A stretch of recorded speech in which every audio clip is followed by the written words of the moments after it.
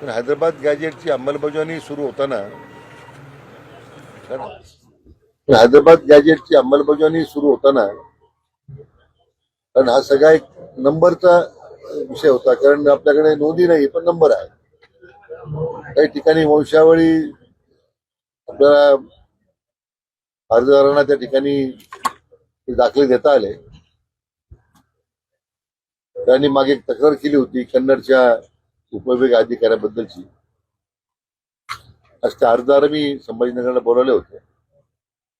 वस्तुनिष्ठ माहिती आम्ही घेतली आणि वस्तुस्थिती बरोबर आहे की वैश्विक समितीने मान्य केलेली त्यांची जी त्यांची जात प्रमाणपत्र मान्य केलेलं होतं ते उपविभागीय अधिकाऱ्यांनी अमान्य केलं. नंतर मान्य जिल्हाधिकाऱ्यांकडे अपील झालं.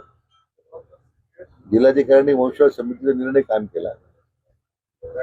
ऑक्टोबर 2025 पासनं तो प्रकरण कन्नड प्रांताकडे प्रलंबित होतं.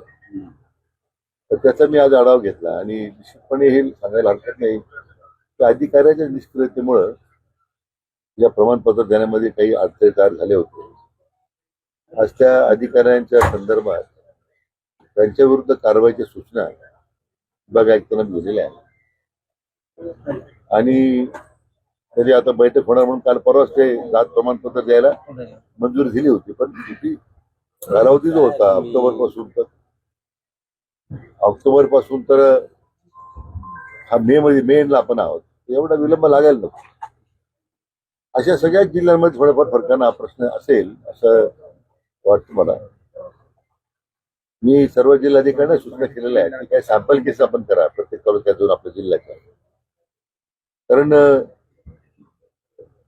जी समिती आपण तयार केली होती गाव पातळीवर मग त्यांना आपण सूचना दिल्या होत्या की दौंड्या द्या, लोकांमध्ये जागृती करा.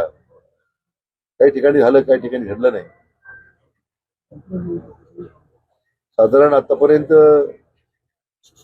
समिती गठीत होण्यापूर्वी साधारण 2.5 लाख दाखले दिलेले होते, प्रमाणपत्र दिले होते आणि समिती गठीत झाल्याच्या नंतर साधारण 61,000 प्रमाणपत्र दिले गेले.